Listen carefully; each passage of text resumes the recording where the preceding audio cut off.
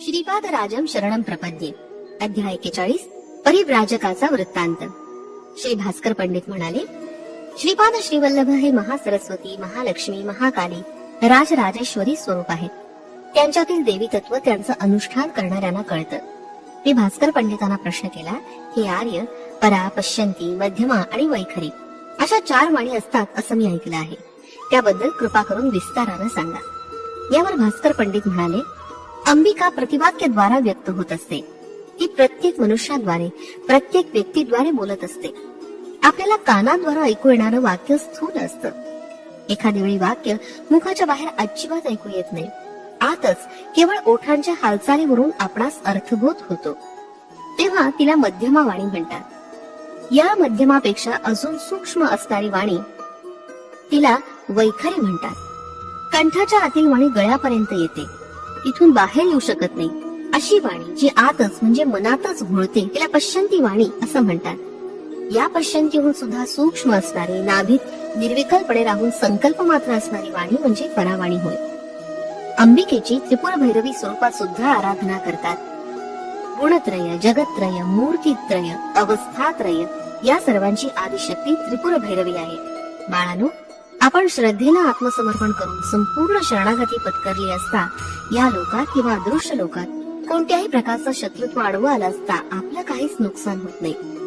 विरोधाशक्ती केवळ भौतिक जगतातच परिमित नसतात, तर त्या प्राणमय, भौतिकमय, मानसिकमय, आध्यात्मिकमय सुद्धा असतात. आपण जेवढी प्रगती करू इच्छितो तेवढी प्रगती साधल्यावर त्या लोकात आपण भौतिक प्रपंचात ज्या प्रकारे जीवन जगतो त्या लोकात सुद्धा तसंच जीवन जगू शकतो. मनुष्याला प्रगती करायची असेल तर श्रद्धा हवी, जीवन मूल्यांवर संपूर्ण विश्वास हवा. म्हणजे आपण आपलं जीवन विश्वासाच्या आधारावरच जगत असतो. आपल्या संकटकाळी परमेश्वराचं सहाय्य नक्की मिळेल आणि तोच त्या संकटातून मुक्तता करेल असा आपला दृढ विश्वास असावा. हा विश्वासच आपणास एक प्रकारच्या सुरक्षिततेची जाणीव उत्पन्न करून आपला आत्मविश्वास वृद्धिंगत करतो. शक्तिहीन ज्ञान निर्लेपतेकडे वाहत जातं. ज्ञानहीन शक्ती आंधळी असून ती विनाशाला कारणीभूत होते. यासाठी आपण ज्ञान संपादन करून प्रकृतीच्या बंधनातून मुक्त झालं पाहिजे. शक्ती अनुग्रहानंतर परिपूर्णता साधली पाहिजे. सांख्य मार्गात चैतन्याला पुरुष म्हटलं आहे, कर्म करणाऱ्याला प्रकृती म्हटलंय. खालच्या अवस्थेत या दोघात विरोध असतो. चैतन्य असतं ते कर्म करत नाही आणि प्रकृतीला ज्ञान नसतं. प्रकृती आणि पुरुष हे दोघं मिळूनच सृष्टीचं कार्य चालवतात. या दोघांनाही अपंगत्व आहे. चैतन्य पाहिलं तर ते लंगड आहे आणि प्रकृती आंधळी आहे. सर्व लोकात आंधळेपण आणि लंगडेपण कसं व्यापून आहे हे समजावून सांगण्यासाठी श्रीपाद प्रभूंच्या कुटुंबात एक भाऊ आंधळा आणि एक भाऊ लंगडा जन्माला आले होते. हे दोघं आंधळे आणि लंगडेपणाचं प्रतीकच होतं. उन्नत स्थितीत पोहोचल्यावर पुरुष आणि प्रकृती हे दोन्ही ईश्वर आणि ईश्वरी या नावाने ओळखले जातात. तेव्हा त्या दोघांमध्ये विरोध नसतो. श्रीपाद प्रभू योग्य वेळी योग्य काळी आपल्या बंधूंचं अपंगत्व दूर करतील यात शंकाच नाही. लोकांमध्ये अंधत्व आणि पंगुत्व घालविण्याच्या बृहदत्तर कार्याची सूचना स्वरूप म्हणून ते हे कार्य करतील. अतीत अशा स्थायी स्वरूपात असलेल्या पुरुष प्रकृतीला ब्रह्ममाया असं संबोधलं जातं.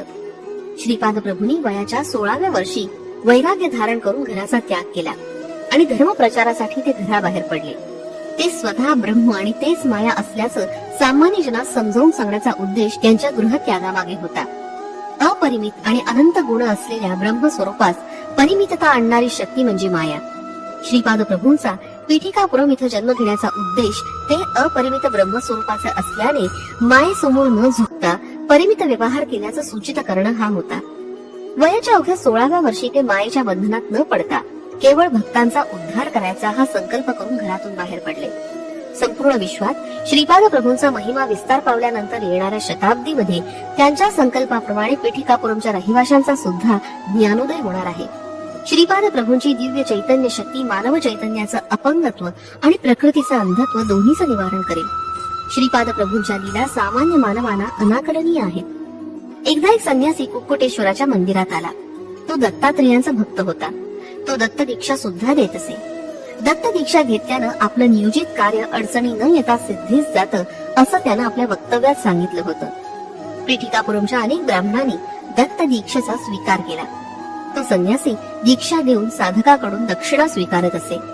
त्या दक्षिणेतील काही भाग तो त्याच्याकडून दीक्षित झालेल्या ब्राह्मणाला देत असे अनेक ब्राह्मण आणि इतर कुलस्थांनी विचार विनिमय करून दत्त दीक्षा घेतली आणि गुरुदक्षिणा दिली. परंतु मंदिरात आलेल्या काही लोकात दत्त दीक्षा घ्यावी का नाही यावर वाद सुरू झाला. ब्राह्मण परिषद, क्षत्रिय परिषद, वैश्य परिषद यांचं एक संयुक्त संमेलन झालं. त्या संमेलनाचे अध्यक्ष बापनाचार्युलू होते. ते म्हणाले, श्री दत्तात्रेय प्रभू सर्वांचेच आहे, त्यामुळे सर्वजण दत्त दीक्षा घेऊ शकतात. 18 वर्णांच्या सर्व लोकांना संन्यासी महाराजांकडून दीक्षा घेता येते. दीक्षा घेण्याची ही सुवर्ण संधी सगळ्यांना उपलब्ध आहे. यावेळी ब्राह्मण परिषदेतील काही लोकांचं असं मत होतं की ब्राह्मण, क्षत्रिय आणि वैश्य लोक आचार संपन्न असल्यानं ते दीक्षेस पात्र असतात, परंतु शूद्र वर्णाचे लोक अनाचारी असल्यानं ते दीक्षा घेण्याचे अधिकारी नाही. त्यांच्याकडून दक्षिणा घेऊन आपण आपल्या तपशक्तीनं त्यांना शुद्ध करू शकतो. यावर बापनाचार्युलू म्हणाले, सर्व कुलामध्ये आचारवंत आणि अनाचारवंत दोन्ही लोक असतात.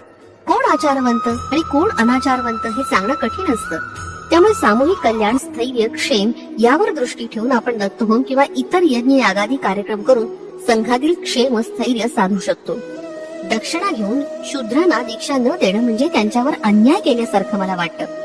दक्षिणा घेऊन आपण आपल्या तपशक्तीनं शूद्र लोकांना शुद्ध करून घेतल्यावर ब्राह्मण, क्षत्रिय आणि वैश्य लोकांचा सुद्धा उद्धार करू शकतो. याप्रमाणे कोणत्याही कुळातील लोकांना व्यक्तिगत स्वतंत्र दीक्षा देण्याची आवश्यकता नाही. याशिवाय दक्षिणेची रक्कम खूप अधिक ठेवली आहे. प्रत्येक कुलात गरीब लोक असतात, ते एवढी रक्कम दक्षिणा म्हणून देऊ शकणार नाही. आपल्याला एवढी मोठी रक्कम दिल्यावर त्यांना काही दिवस उपाशी राहावं लागेल. दक्षिणा ही ऐच्छिक असली पाहिजे. यथाशक्ती आणि श्रद्धायुक्त अंतःकरणानं दिलेली दक्षिणाच दक्षिणा म्हणून स्वीकारली पाहिजे, तरच श्री दत्त प्रभू संतोष पावतील. यावर तिथं जमलेले ब्राह्मण म्हणाले, महाराज, आपण आपल्या गावी आल्यावर त्यांचं स्वागत पूर्ण कुंभानं वेद मंत्रांनी केलं नाही. महाराजांनी स्वतः जनहित भावनेनं आपणा सर्वांना दत्त दीक्षा दिली, परंतु आपल्या ब्राह्मण परिषदेनं मात्र त्यांना काही दिलं नाही. ही लाजिरवाणी गोष्ट आहे. यावर बापनाचार्युलू म्हणाले, खरं तर परमहंस परिव्राजकाचार्य यांचं स्वागत करण्याची एक विशिष्ट पद्धत आहे. प्रथम त्यांच्या प्रधान शिष्याकडून काही दिवस अगोदर ब्राह्मण परिषदेस सूचना मिळाली पाहिजे. त्यावर परिषद संपूर्णपणे विचार करून प्रधान शिष्यांची बोलणी करून सर्व गोष्टी निश्चित करते. त्यामुळे प्रधान शिष्याची सर्वांची ओळख होते. त्यानंतर परिषद एक निर्णय घेऊन योग्य अशा परिव्राजक शिष्याची निवड करते. त्यानंतर परमहंस परिव्राजक येण्याचं ठरवतात. तेव्हा त्यांचं स्वागत वेद मंत्रानं पूर्ण कुंभानं केलं जातं. त्यानंतर त्यांच्या बरोबर शास्त्र चर्चा होते. यानंतर परिव्राजक महोदयांच्या सूचनेनुसार यज्ञ, याग, दीक्षा किंवा प्रवचनांचं आयोजन होतं. या प्रकारे पूर्व सूचना न देता परिव्राजकाचार्य कुक्कुटेश्वरास आले. आल्याबरोबर त्यांनी दीक्षेचा प्रस्ताव मांडला आणि गुरुदक्षिणा सुद्धा मागितली. हा सर्व आपल्या नियमांविरुद्ध घडलेला प्रकार आहे. यावर ब्राह्मण म्हणाले, नियमांचं उल्लंघन झालं, या विषयावर चर्चा करण्याची ही वेळ नाही. आता तुम्ही किंवा तुमचे जावई अप्पळराज शर्मा दीक्षा घेऊन दक्षिणा देणार आहात किंवा नाही? यावर बापनाचार्युलू म्हणाले, सामूहिक स्थैर्यासाठी दीक्षा घ्यायचा आमचा विचार आहे, वैयक्तिक क्षेमस्थैर्य यासाठी नाही. आम्ही दीक्षा घेत नाही, त्यामुळे दक्षिणा देणार नाही. ब्राह्मण लोकात ज्यांना दीक्षा घ्यायची ते स्वेच्छेने घेऊ शकतात. ब्राह्मण परिषद ही सामूहिक समस्येसाठी असते. सामूहिक प्रयोजन असलेल्या विषयावर परिषद विचार विनिमय करते. व्यक्तिगत दीक्षा किंवा व्यक्तिगत समस्या याबद्दल विचार विनिमय करत नाही. श्रेष्ठी आणि नरसिंह वर्मा यांनी दीक्षा घेण्यास नकार दिला. ब्राह्मण, क्षत्रिय आणि वैश्यांना दीक्षा घेणं किंवा न घेणं हे त्यांच्या इच्छेवर सोडलं होतं. श्रीपाद प्रभूंकडून दत्त दीक्षा. श्रीपाद प्रभूंवर श्रद्धा भक्ती असणाऱ्या लोकांमध्ये काही शेतीचा व्यवसाय करणारे होते. यामध्ये प्रमुख असे व्यंकटप्पय्या श्रेष्ठी होते. श्रीपाद व्यंकटप्पय्यांच्या घरी गेले आणि म्हणाले, दत्त दीक्षा मिळाली नाही म्हणून कोणी निराश होऊ नका. मी दत्त दीक्षा देतो, एवढंच नव्हे तर यथाशक्ती दक्षिणा सुद्धा मीच देईन. मंडला म्हणजे 40 दिवस दीक्षेची गरज नाही. एक रात्री दीक्षा घेतली तरी पुरे. श्रीपाद प्रभू एक दिवस व्यंकटप्पय्यांच्या घरी 18 वर्णाच्या लोकांना दीक्षा देत होते. ही दीक्षा घेणाऱ्या साधकात काही ब्राह्मण, थोडे क्षत्रिय आणि काही वैश्य होते. श्रीपाद प्रभूंचं दत्त स्वरूपात प्राकट्य. श्रीपाद प्रभू बहुरूपी असून दत्त स्वरूपात प्रकट होण्याचा तो दिवस होता. तो श्री दत्त प्रभूंचा आवडता वार गुरुवार होता. दीक्षा दिलेल्या सर्व भक्तांना त्यांनी मंगलमय आशीर्वाद दिले. सर्व भक्तांनी मोठ्या श्रद्धाभावानं श्री दत्त प्रभूंचं भजन दर्शन केलं. यानंतर श्रीपाद प्रभूंनी आपल्या पुढील कार्यक्रमाबद्दल विस्तृत माहिती आपल्या भक्तगणांना सांगितली. श्री दत्त प्रभूंचं स्मरण करता क्षणीच ते भक्तांना दर्शन देतात. श्री दत्तप्रभूंचं स्मरण करता क्षणीच ते भक्तांना दर्शन देतात आणि त्यांच्या मनोकामना पूर्ण करतात असं त्यांनी भक्तांना सांगितलं. त्यानंतर दुसऱ्या दिवशी म्हणजे शुक्रवारी सकाळी मी नरसिंह वर्मांच्या घरी गेलो. इथं श्रीपादांचं मंगल स्नान चालू होतं. स्नानानंतर नरसिंह वर्मांनी श्रीपादांना खाण्यासाठी अनेक फळं आणून दिली, परंतु त्यांनी केवळ एकच केळी घेतली, ते सुद्धा वर्मांच्या घरी असलेल्या गोमातेस दिली. त्यानंतर ते व्यंकटप्पय्या श्रेष्ठींच्या घरी आले. तिथे सुद्धा त्यांना मंगल स्नान घालण्यात आलं. इथं श्रीपादांनी लोणी, दूध, ताक आणि साईचा स्वीकार केला. इथं ते म्हणाले, माझे भक्त मला बोलवत आहेत, पीठिकापुरम सोडून जाण्याची वेळ आता आली आहे. व्यंकटप्पय्यांच्या घरून निघून ते आपले आजोबा बापनाचार्यूंच्या घरी आले. तिथं सुद्धा त्यांनी मंगल स्नान केलं. श्रीपाद श्रीवल्लभ प्रत्यक्ष दत्त स्वरूप आहेत. त्यांनी आपल्या भक्तांची दुःख, पीडा, अडचणी दूर करण्यासाठी अवतार धारण केला आहे. त्यांनी आपल्या वक्तव्यात अनेक वेळा असं स्पष्टपणे उच्चारण केलं होतं. आपल्या दिव्य लीलांद्वारे जनता जनार्दनाच्या उद्धारासाठी निश्चित केलेल्या कार्यक्रमाची माहिती श्रीपाद प्रभूंनी आपल्या भक्तांना सांगितली. यानंतर ते स्वगृही आले. श्रीपाद प्रभूंचा पीठिकापुरम सोडून जाण्याचा मनोदय त्यांच्या आई वडिलांना कळला होता. त्यांनी श्रीपादांना समजावून सांगण्याचा पुष्कळ प्रयत्न केला, परंतु श्रीपाद प्रभू आपल्या निर्णयावर अटळ होते. यानंतर श्रीपाद प्रभूंच्या माता पित्यांनी त्यांच्या विवाहाविषयी बोलण्यास प्रारंभ केला. त्यावेळी श्रीपाद म्हणाले, मी आतापर्यंत अनेक वेळा श्रेष्ठी आजोबांना, वर्मा आजोबांना अनघा लक्ष्मी समवेत दर्शन दिलं आहे. त्या दिव्य दंपतींनी श्रेष्ठी आजोबांच्या आमराईत विहार केलेला सर्वांनी पाहिला आहे. हे पहा, माझे अनघा लक्ष्मी समवेत दिव्य मंगलमय स्वरूप, असं म्हणून श्रीपादांनी त्या दिव्य स्वरूपाच्या दर्शनाचा लाभ माता पित्यांना घडवून आणला. ते मंगलमय स्वरूप पाहून माता पिता अगदी भारावून गेले. त्यांच्या मुखातून शब्दच निघेना. श्रीपाद प्रभू पुढे म्हणाले, मी अवधूत स्वरूपात आलो असताना सांगितलं होतं की माझा विवाह प्रस्ताव मांडताच मी घर सोडून निघून जाईल. एवढं बोलल्यानंतर श्रीपाद प्रभूंनी त्यांच्या दोन मोठ्या भावांना स्पर्श केला आणि आपल्या अमृतमय दृष्टीनं त्यांच्याकडे पाहिलं.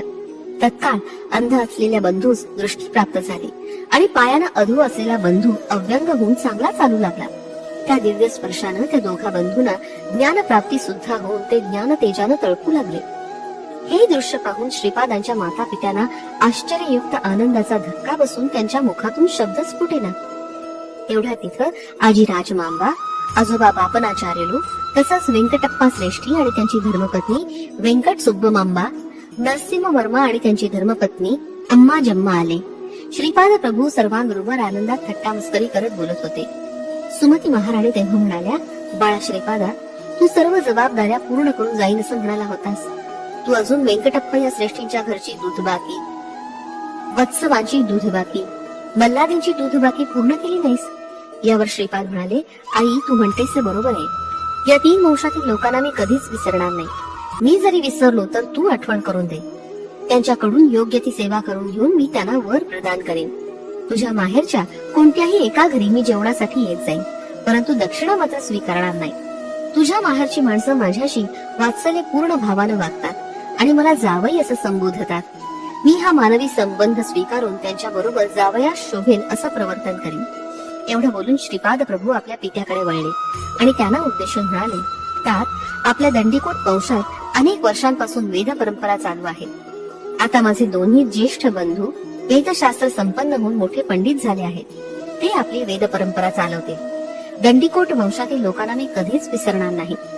श्रीपाद प्रभू काही क्षण डोळे मिटून बसले आणि नंतर म्हणाले, आपले श्रीधर शर्मा पुढील एका जन्मी समर्थ रामदास या नावानं एक महापुरुष होऊन महाराष्ट्र देशात जन्मास येतील. नरसिंह वर्मा छत्रपती शिवाजी या नावानं जन्म घेऊन महाराष्ट्रात राज्य स्थापित करून श्री समर्थ रामदासांचं शिष्यत्व पत्करतील. याप्रमाणे आपले पूर्व संबंध बंधुरूपात स्पष्टपणे कायम राहतील. समर्थ रामदास स्वामींच्या नंतर श्रीधर शर्मा शिवग्राम अर्थात शेगाव क्षेत्रात गजानन नावाचा महायोगी होईल. त्याच्यामुळे शिवग्राम क्षेत्र महिमा अपरंपार वाढेल. राज शर्मा श्रीधर नावाने जन्म घेऊन महायोगी होतील. श्रीधरांची शिव परंपरा असलेल्या या पीठिकापुरातील माझ्या अंगणात महासंस्थान निर्माण होणार आहे. व्यंकटप्पय्या श्रेष्ठींबरोबर असलेले आपले ऋणानुबंध स्थिर स्वरूपाचे होतील. एवढंच नव्हे तर त्यानंतर वत्सवाई कुटुंबातील लोक सुद्धा येतील. येथे सवित्र पन्नाचे पारायण होईल. असं बोलून श्रीपाद प्रभू थांबले. त्यांना वेदांचं पठण अत्यंत प्रिय होतं. कित्येक वेळा श्रीपाद प्रभू वेदांचं पठण चाललेलं पाहून अंतर्लीन होत. त्यावेळी वेद पठण करणारे विप्रगण अत्यंत श्रद्धाभावानं श्रींच्या दिव्य मुखाकडे एकटक पाहत वेद पठण चालू ठेवत. श्रीपाद श्री वल्लभांचा जय जयकार असो. फलश्रुती लोकनिंदा परिहारार्थ